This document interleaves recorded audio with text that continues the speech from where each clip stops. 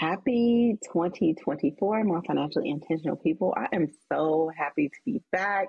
I've been on a little bit of a hiatus through the end of the year, but I am back in full effect for the new year with new guests and new topics. And I really think what we're going to talk about today is super important because I know this is a personal finance platform, but a lot of what I share, especially what I've shared recently, has been to do with my own journey with having my last baby, but also things I've experienced as a labor and delivery nurse that have to do with Black maternal morbidity and mortality and patient advocacy. And even though these things aren't directly personal finance related, everything is tied to your finances, what resources you have access to, what medical care you have, who is there to advocate for you.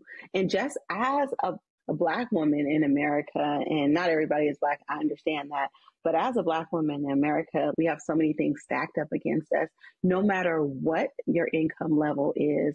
I recently just shared an article on Instagram about how income does not matter when it comes to poor maternal outcomes, maternal and fetal outcomes. I'm super excited to have Lorvena here to talk about some programs that she's offering to empower our birthing communities and just a little bit of background about her, because the more information we can get out there about this, hopefully we can change the disparities that are happening. So I'm not going to stop talking about this. We're going to keep this in the forefront so that we can see some changes. So welcome, Lorvena. I'll give you a chance to introduce yourself and then we'll just hop right in. Hey. All right, awesome. Well, first of all, thank you so much. Thank you for allowing me to be on your podcast on New Year's Day. I know you could probably be doing a bunch of other things, but you're taking the time out, so I really appreciate it. So anyways, like she said, my name is Lorvena. I am Haitian. I grew up in a lively Haitian household, and for anybody that is Haitian or is familiar with the Haitian community, when you're growing up, your parents offer you a couple of choices as far as career choices. And my parents offered me kind of like a 4-course meal. It's like you can either be a lawyer, you can be a judge, you can be a doctor, or you can be a nurse. So me wanting to please my parents, I decided, okay, well, I'm going to hit it big. Like I'm going to pursue to be a doctor. So that was like my trajectory when I was younger. And at around 12 to 13 years old, I went to my home country in Haiti and I saw a lot of the devastation. I saw the famish and the lack of resources. And I knew right then and there that I wanted to come back and help my country and other countries like that. So I knew that I wanted to do it in the field of medicine. So I decided, okay, I'm going to pursue like becoming a doctor. Later on, I realized that was not something that I wanted to do. It doesn't really fit my lifestyle. So I decided to become a nurse. Fast forward to nursing school. My favorite rotation, you guessed it, was OB. I loved it there. We would do 12-hour rotations towards the end of nursing school. And I did not want to leave, y'all. I was there for 12 hours and I was like, I want to stay. Like, I want to be here. So I knew, okay, I think I'm heading in the right direction. So then fast forward to after nursing school, after I graduated, I went on a missions trip to Liberia, and I did some volunteer work with women's services. I volunteered in the birthing clinic and also like the family medicine clinic. And I got to see just one birth, but it was incredible, you guys. There was no modern medicine involved. There was no all this extra technology that we have, which is great, but they didn't have that. It was just like raw birth. It was messy, but it was just so natural. And I absolutely loved it. And I remember praying, I was like, God, let me have an opportunity to become an OB nurse when I get back home. And lo and behold, about 2 weeks after I graduated, well, not graduate, after I came back to America, I got an opportunity to apply to be an OB nurse. And I was bright-eyed and bushy-tailed, and I was so excited. I was like, yes, I'm going to be an OB nurse. I'm going to be doing these deliveries. Everything's going to be great. Of course, when you're in an area for so long, you start to see the cracks and the crevices. You start to see the cracks in the foundation. And some of the things that I was seeing was not just the nursing shortage that everyone everywhere is experiencing, but also just a lack of autonomy, a lack of respect, lack of consent and information being given to patients. Sometimes seeing blatant lies be told to patients, bold-faced lies, as we like to say. And that shook me, and because they did interfere with that person's birthing process. It dictated what kind of birth result that they were going to have. And I have had several experiences that, like, I went home crying, y'all, and I was upset, couldn't sleep. And that's when I knew, okay, clearly I'm seeing something that is not good, and we're all seeing it, and I have to do something to at least put myself at ease, to let people know what it is that I'm seeing so that they can be able to, like, make different decisions from what I saw. I love all of that. And I too started off thinking I was going to be a doctor. And then later on, much later than you, kind of took the nursing route. Mm-hmm. So I understand that path there. But also, I love that you were able to experience like that natural birth without all the medical interventions we have here in Liberia. And what an excellent opportunity it was to go to Liberia. That's amazing. Yes. But to come back here in America, where we're supposed to be the most technologically advanced first world country, and to see the things that you're seeing. And it's not, you didn't come into like labor and delivery or OB like bitter, like you came in so enthusiastic and just so passionate, and it just seemed like your world was rocked. Yeah, and I remember experiencing that, but it was not until later that I saw it, because serving different communities, different doctors, different demographics, all that kind of stuff. But it's just one of those things that when you see it, it hits you, especially you're talking about lies, you're talking about disrespect, you're talking about all of those things. But I want to take it back. Like, when did you start practicing as an OB nurse? So I started practicing 2 years ago. So I am 2 years into the game. Awesome. So 2 years is a relatively short amount of time, but the things that you've seen in that amount of time, it seems to have been really impactful in the way that you are showing up in your patient care and what you want to do to be able to educate others. Because at the end of the year, I always do a recap of my most popular post, and always in the top 3 is the story that I tell about my experience with advocating for Black women in labor and being fired. And inevitably, there's always somebody that comes in there and is just, well, what do you mean? Like, how are people being treated unfairly? And usually I'm just like, I just pin the comment because I'm like tired of answering those questions, because I have done it over and over and I'll share the information. But how would you answer that question? In your experience, what were you seeing that the experiences that patients were having that were different? Yeah, some of the things that I was seeing was, you can definitely tell the gap in certain communities. And to be specific, the Black community and the Hispanic community is the main community that we serve where I work and in the places that I've worked. And I can see that because of the lack of education that tends to be the case in these communities, is they're not aware of not just their bodily anatomy, but they're also not aware of the rights that they have. They're not aware of the medical interventions that is taking place, the different stages of labor, all these things. And I think that just leaves too much room for healthcare providers to do whatever it is that they please, whether they have good intentions or not. And I don't think that this is the time for somebody to just be so vulnerable to other people, if that makes sense. Because while I would love to say that as your healthcare providers and doctors and nurses, we have the best intentions, like you said, there are implicit biases that are in place. Sometimes there are the racism that's in place that we are not aware of ourselves, or they might not be aware of, even the provider themselves may not be aware of. So those are a lot of the things that I've noticed.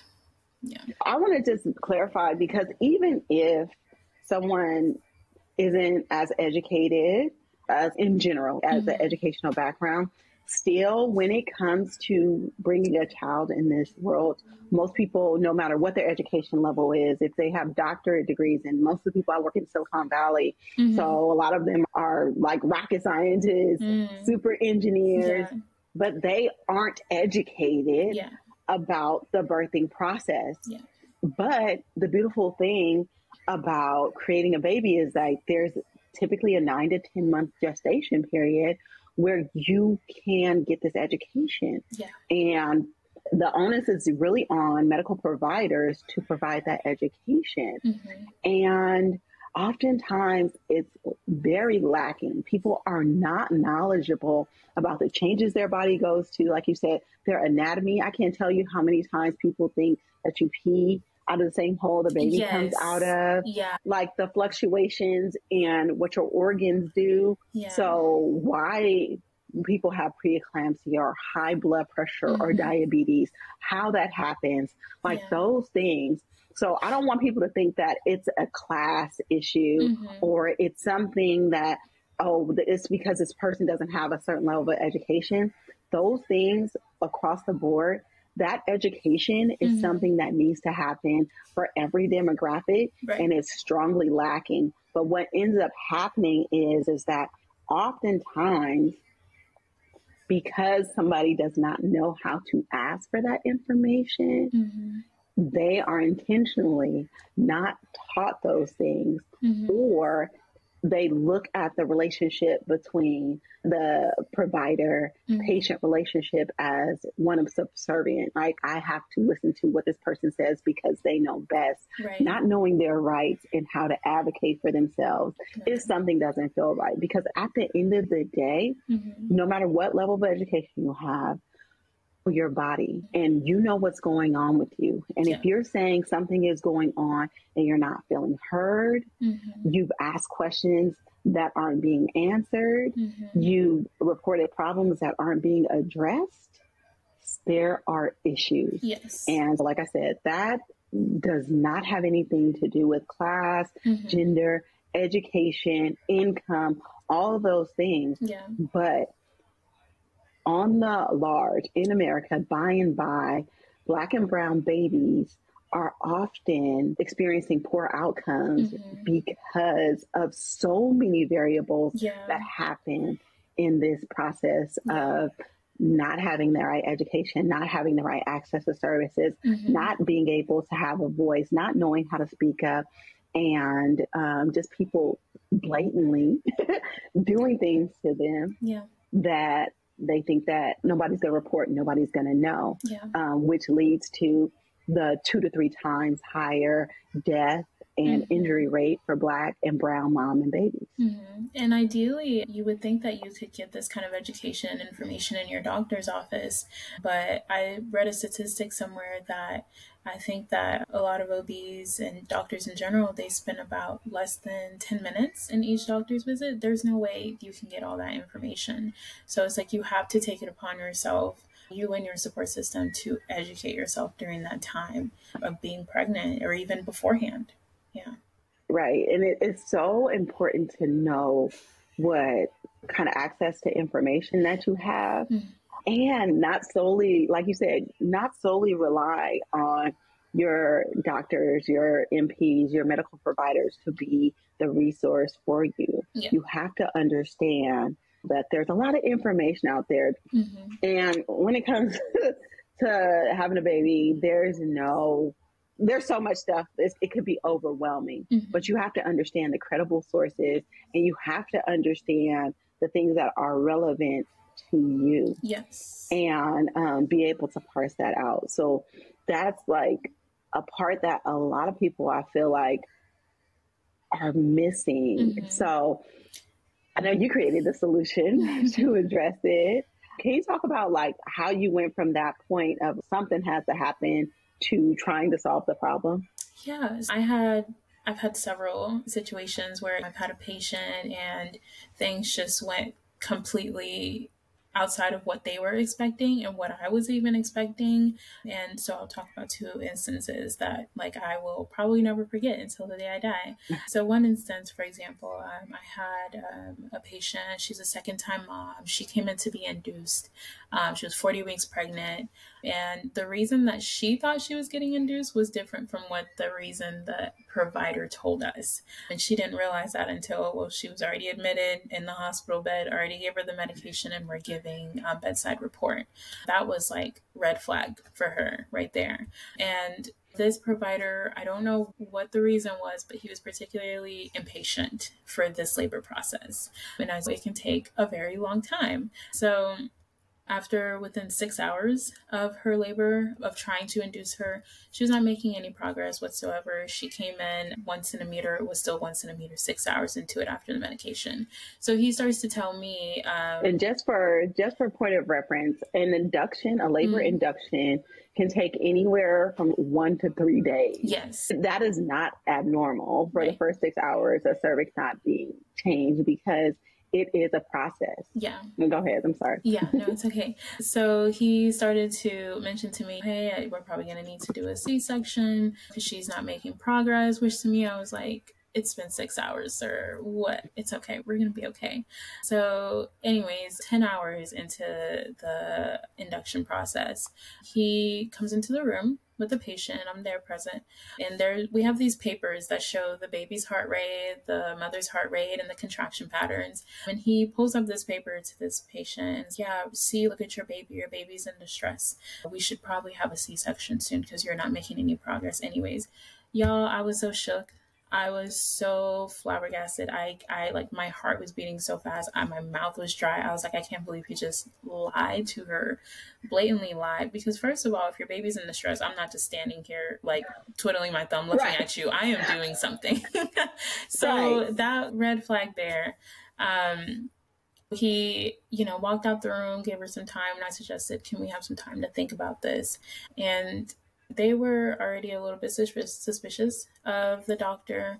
And they asked me, well, what do you think? And of course, because of where I stand as the nurse, I can't tell you what to do. And I also can't throw the doctor under the bus. So the best that I could do is reassure that patient that their baby looked fine. They were not in distress. And if you're an L&D nurse and you're listening, it was a category 1 strip from the time she walked in to the time this man said she should have a C-section. And that was one of the instances where I was like, wow, I can't believe that this is something that's actually happening, that we're just lying to patients to get a result. I have seen that. And the thing is that I feel like I'm a patient advocate. And I know you said you didn't want to throw the doctor under the bus, but let me tell you something. Yeah. He threw you under the bus because basically what he did was basically say, oh, your baby's in distress. The nurse hasn't been doing anything. Yeah. So we're about to do something. So no, like what I typically do in those situations when there is a disagreement with the doctor, I will say, I understand you might think that there's a problem, but I haven't seen any problems, but I'm happy to discuss it with you outside of the room. And I'll tell the patient, I'll be back. We can all talk about this together, but maybe me and the doctor just need to debrief so we can go over the tracing and so I can see what they're seeing. And then we can come to an agreement on next steps and we can all talk. But I think we need to get more on the same page because I'm seeing something a little bit different. That's really good. Yeah, and just from nursing perspective, and I know different states are different. Like in California, we have autonomy and we run we run the units. Like the doctor can't even come into the room without talking to the nurse. The California nurses. So it's a little bit different. And I've only been a nurse in California and in Nevada, so I don't have but I ride for my patients. I don't play those kind of games. Like me and the doctor will go toe to toe. Like I don't play those kind of games. And everybody has a nurse to advocate for themselves. And so, I love this example because this is the example of first of all, why would the doctor show the patient the strip? Like they can't read a tracing. Right. So that was like a way to undermine them. Right. Because how would they know? Yeah, it's okay. How would they know? And then you're sitting up here, the baby is not in distress right now. Like, why are you lying? Right. But this kind of stuff happens. So, just this is a perfect example of, yes, how does this happen? And typically it happens to people that doctors think are not educated, that they can just do whatever they want to do, especially if they're used to working in communities where they feel like they have like complexes, right? And sometimes they call God complexes or whatever you want to call it. Whatever I say goes, and you're not going to question me because I'm the doctor. But I'm eager to hear the second example. Yeah. Some more. Yeah. So the second example was this OB doctor who his typical practice, we all know, is he likes to break the amniotic sac early in labor. And there's research that says that it's totally fine. There's other research that says that doesn't support that. But, I like to give my patient both sides of it. Here's the pros and cons.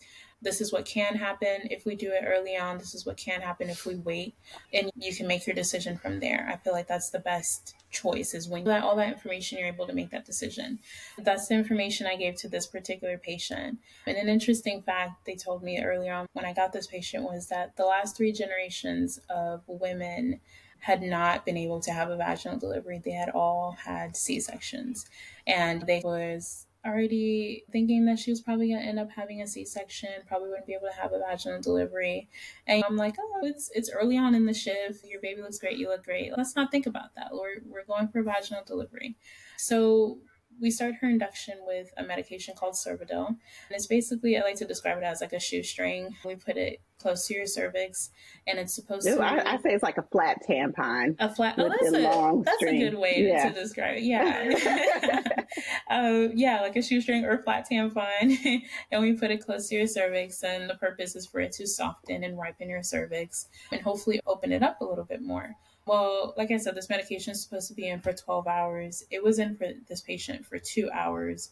And for some reason, the doctor came in, checked her cervix, pulled out the medication, not allowing it to do its full purpose, and then broke the water when she was still 1 centimeter and still had barely dilated. And from there, everything went downhill. The baby did not tolerate it. She started bleeding, started passing clots, and the baby was in distress after about 2-3 hours, and we ended up having an urgent C-section. You said he broke her at 1 centimeter? 1 centimeter. And this is like common practice for him. 1 centimeter? Okay. Yeah. So...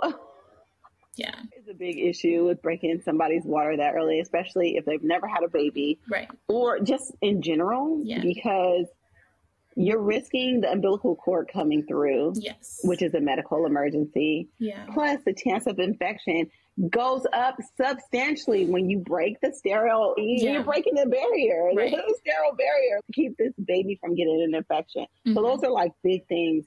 For somebody to have that as common practice, when that is not a standard, one of our national standards, is preposterous. And that's another example of somebody doing whatever they want to do, not evidence-based, it's not even supposed to be clinical practice, but doing whatever they want to do just because they think they can. Right. And that is very, very dangerous. Very. Yeah.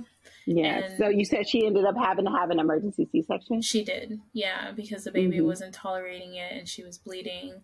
And I was very sad for her because they already had the idea that this is just like a curse in their family per se. And it didn't have to be that way. And it was very upsetting. And it just gets really frustrating when you do your best to try to advocate for your patients and you try to educate them as much as you can within the 12 hours that you have with them, and nothing changes when you still get the same outcome as if you did absolutely nothing. Yeah. That's horrible. Yeah. I was so upset. And so those were the experiences, and having several of them where I was like, I can't keep doing this. I have to tell people what's going on. I have to tell patients what to expect, how to speak up for themselves, how to spot manipulation and fear tactics and things of that sort so that you can be able to be empowered and advocate for yourself. Yeah. Yeah.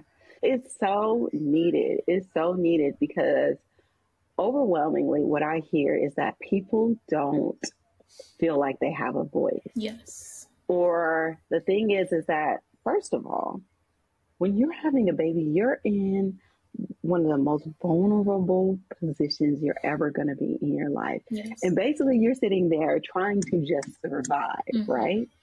But now you also have to fight the person that you're trusting to keep you safe. Yeah. You're on guard.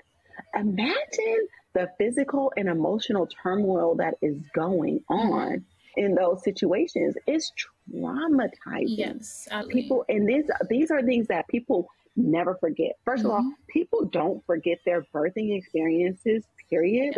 Those are core memories for most people. And things that happen, it really creates a trauma bond, like a trauma, like association, a sense of trauma for people. Yeah. Yes, a trauma association. That's what I'm thinking. Sorry, but it's freaking crazy. Yeah. That you think that, okay, I'm going to a hospital. I always tell people everything that I'm doing is to protect you and your baby, right? It's counterintuitive for me to do anything that will hurt you and your baby, because that's how I write for my patients, right?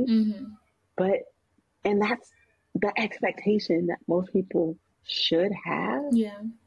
But this system is so jacked up. Yeah. It's scary that we have to come in and fight for our lives while we're fighting for our lives. Yes. Like it is like scary. And the other thing a lot of people just say is, well, that's why we should just have home birth.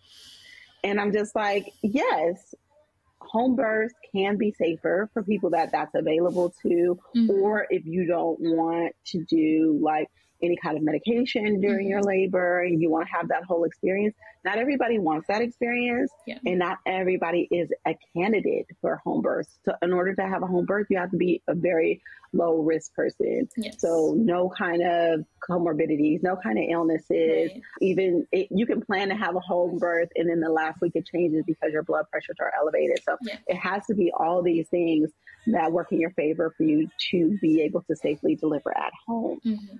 What's more important is whether you're having a home birth or you're having a birth in a hospital, medical institution, is to know how to advocate for yourself, the questions to ask, have that education. Yeah, like what do you think are like some common misconceptions or misunderstandings that people have, like when it comes to, or those knowledge gaps that they have when it comes to having a baby? Yeah, good question. So I think one of the ones that I mostly encounter is the duration of labor. I think a lot of people, you watch these movies and these shows and it's, ooh, labor pain, ooh, water breaks, ooh, baby out. No, it doesn't happen like that. No, ma'am. It takes time, and it can take up to 12 to 72 hours, heck, sometimes even longer. Sometimes it can be slow, and it can be long, and it can be boring. Active labor phase. Yeah, exactly. Active labor. Yeah, when you're in that lean active phase, labor is like you're already 4 centimeters. Yes.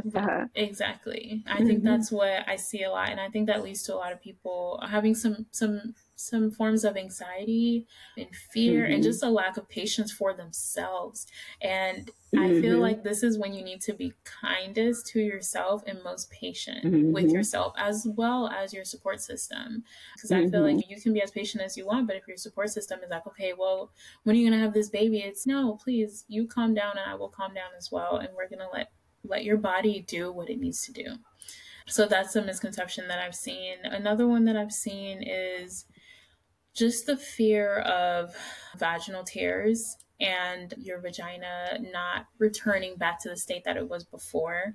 And I just want to say, you don't have anything to fear. The vagina is very, very elastic. It was made to do this. You will push your baby out and it will get back to the size that it was before. And if you do tear, which is totally normal, a lot of people tear, especially with their first babies, your doctor will repair you, and they use these dissolvable sutures that you don't have to get it removed once they put it in place. So there's that. And I think another thing that I've seen is a lot of fear and anxiety as far as the pain of labor. And we all know that it hurts. I have never experienced it myself, so I can't relate per se to how it feels, but I can tell that it's probably the most excruciating pain of your life. But there are things that you can do to be prepared for that, or to be prepared as much as you can, and trying to figure out ways that you'll cope during labor. Who's going to help you cope? That's very important. Different tactics and different tools that you can use in deciding if you want to get that epidural and when you want to get that epidural, or if you don't want to get that epidural, do you want IV medication? Those are things that I think people should consider when it comes to that. I just want to stop and talk about pain for a minute, because I think this is so stigmatized for people. Like, I think people are afraid to talk about pain relief because, especially because there's stigma around like pain seeking or medication seeking.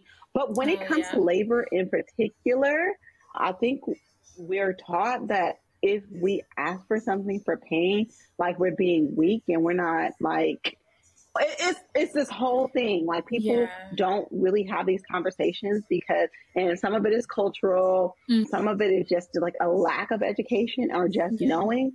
But having 3 children myself, I can tell you it is the most pain you're ever going to experience in your life. I tell people that people who experience natural birth are like at the breaking point of like death. Like, that excruciating amount of pain. It's like you basically go up to heaven, like you basically die, high five Jesus, and come back down right after that baby is born, because it is that painful. Yeah. There's nothing like it. And I like when people start asking for pain medication, or just, this is the thing, I'm going to take it until I can't take it anymore. And I'm just like, check this out. Yeah. When you go to the dentist, it's going to hurt, right? When they start drilling in your mouth, that's going to hurt. Right. Do you tell the dentist, just start drilling, then at the point where I feel like I can't take it, then numb me? No, you go in, the dentist numbs your mouth, and it says, let me know if you need some more numbing medication if you start to feel anything. Right. Okay. So why is it okay for you to sit up there and suffer through the pain until you can't take it? So that whole thing to me is crazy. If you know you're going to take something for pain, you don't have to suffer. And so listen, I'm not about that life. Contraction pains are hard. Yeah. I'm not about to do a home delivery because I want my epidural. I walk in the door, I get my epidural, and I'm able to enjoy my birthing experience. Yeah. And you know what I'm saying? I'm not about to play those games. Yeah. But that's because I understand that process. But so many people are either scared to talk about it, think that they have to wait, or they just don't think about it enough, so that they get to the point where they're in so much pain, they don't even know what to do. So there's no plan around it. Right. And I tell people, and this is for all the education around childbirth, like, there are so many things you have to prepare yourself for the actual delivery. I really feel like people spend more time on planning baby showers and gender reveals than they do on educating themselves on, how am I going to get this baby out of my body? Right. Yeah. Yeah. So, and that's my 2 cents on pain, because that really burns me up. Yeah. Like, and then it really burns me up when the man is, be strong, you can do it, knowing that if he has a headache, he's taking Norcos. You know what I'm saying? Yeah. Like, stop playing. If you know that you have a low pain tolerance and you have a family member there that's telling you to say no, no, no, they're not in that bed with you experiencing the pain that you are experiencing. So you have to make that decision for yourself. And you should be making that decision well before you get into the room. Yeah. And I think there's also, I've noticed, like, a division as far as like having a natural quote unquote birth without any pain medication, and then having one with an epidural. And it seems like one side thinks that it's better than the other side, but you don't get a gold medal either way. Either way. As long as you have a healthy delivery and a healthy baby, that is all that matters. That is all that matters. Yeah. One, and I just want to, along that same line, one of the misconceptions that I see a lot, and I'm so glad I finally saw a man share about it on Instagram yesterday, is that the misconception that C-sections are easier just because you can go in. And I'm just like, you don't understand you're having a major abdominal surgery. And then you got to take care of baby on top of that. Now I've had both a vaginal delivery and a C-section. And so I can speak personally, but I've been a labor and delivery nurse for 14 years now. So like, listen, it is not easier. And I think a lot of times doctors sell it like that because they can go in, they can schedule it, they can get it done. But number one, it is not easier. But number two, you should never feel like you're a failure if you have to have a C-section. But I just don't want people to think about it lightly because that recovery is crazy. What they have to do to get the baby out is crazy. So that's a misconception that I see way too often. Yeah, absolutely. And I think that the whole notion of like feeling like a failure because you had to have a C-section, that's just really sad to me because I wish that people didn't have that idea because that's such a huge burden to put on yourself as one person. And 9 times out of 10, if you're not deciding to have a scheduled C-section, whatever caused you to need a C-section was outside of your control. There was nothing that you did, no exercise that you did, no food that you ate, no activity that you did that could have led you to that point. So why put that kind of burden on yourself in the moment that should be the happiest moment of your life? That's a lot. It's a lot. Exactly. Yeah. So like now, from the standpoint of knowing that we need more education, what are you seeking to do to get this education out there so that we have more resources for our birthing moms? Yes, I started my company called the Labor Lounge, and what it is, it's basically it's a childbirth education class that I have, and it's also a blog, so you can go on there and read some of the resources that I have. And the classes are very affordable. I'm aiming for it to be accessible for low income and middle income families so that you can not only learn about pregnancy, but also learn about labor, also learn about postpartum and just even mental health when it comes to having your baby, learning about lactation, how to care for your newborn. So that's what I am offering. In these classes, I'll be having interactive activities. We will have role play scenarios for things that I see a lot in the labor and delivery field, conversations that you may have that you're not anticipating, and how to spot red flags and how to make a decision when you see these things. And a lot of this will also be very beneficial for your support system as well. I think it's very important that your support system is on the same page so that they can support you in your birth plan so that you can feel empowered and you can have an amazing birth, whether it goes as planned or it doesn't, which it usually doesn't. But I want you to have that experience and walk away feeling like you were not only respected, but listened and involved in your birth, even if it did or didn't go according to how you wanted it to go. That's how I want you to walk away from that. And I want you to have all that knowledge as well. And are these classes all virtual? Like what's the format of it? As of right now, the first 2 classes that I'm offering, they are virtual. I will also be offering in-person classes as well as private classes. If you go on my website, the.laborlounge.com, you will find the details on there, but the first 2 classes will be virtual. Yeah.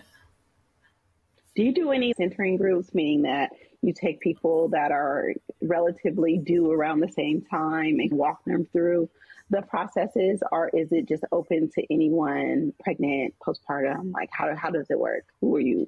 Yeah, so it's open to anyone. Ideally, it would be people who are pregnant, women who are pregnant and will be delivering in the next 5-6 months, because the sooner you started, the better it will be, so that you can absorb all this information, do all the research that you need to do the homework. I will be assigning homework so that you can be able to make some informed decision before you are delivering your baby.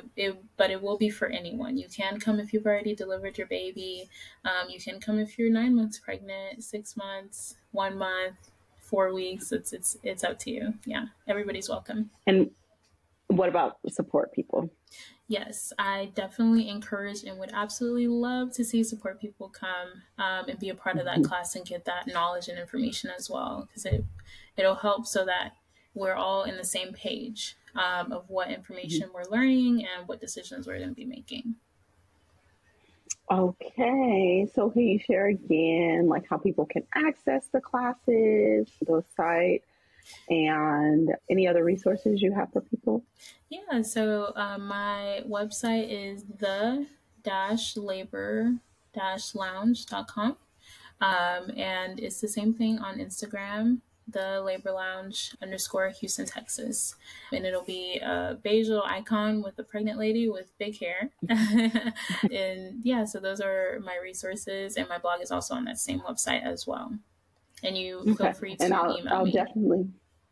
I'll definitely put the links in the show notes so you can easily access them. But I know you're doing some classes this month, right? Yes, I am. So let me pull up those dates because I don't want to give the wrong information. So so this month, it's a little bit short notice, but I am doing a free class on January 6th and January 7th. And I'm also doing another free class on January 19th and January 20th. My goal is to just get more people knowing that I have this resource out there available to them. So there's a possibility that I may be extending those free classes to February as well. So just stay tuned, sign up for any notifications that you can get, follow my Instagram page so you can get those kind of information, and my Facebook page as well. I love this. And I love having this conversation with you because even though this is the personal finance podcast, I think this topic is just so important. And even on my platform, even though my platform is the personal finance platform, this topic keeps on being brought to the forefront over and over again. Anytime I share about Black maternal health or any kind of maternal health issues, those things resonate with so many people just because there is such a gap in education, in resources for so many people. And so I thought it was super important to have this conversation. And it was a great conversation. 90% of my audience is women, whether they're whether they're childbearing, have had a child, it's something in this that they can take and apply it to their lives or share with someone who may be having a baby, or if they're a support person, some things that they can help out with.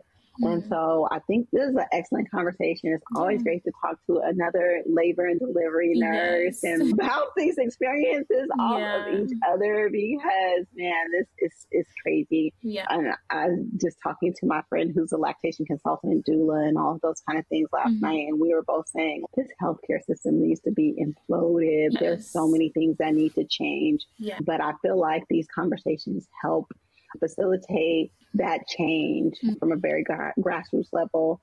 And the more people that are aware and are taking advantage of these resources, the more people have the tools to be able to have better birth outcomes. So I really, really appreciate having you here. Thank you for having me. Good.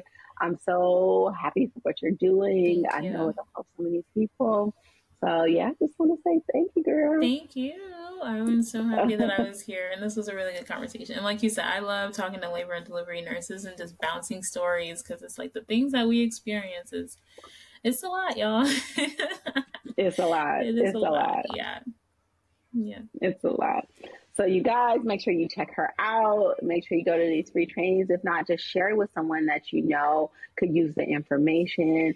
But this is really, really good. And again, I just hope it helps change the trajectory of our maternal fetal outcomes. So thank you. That would be a blessing.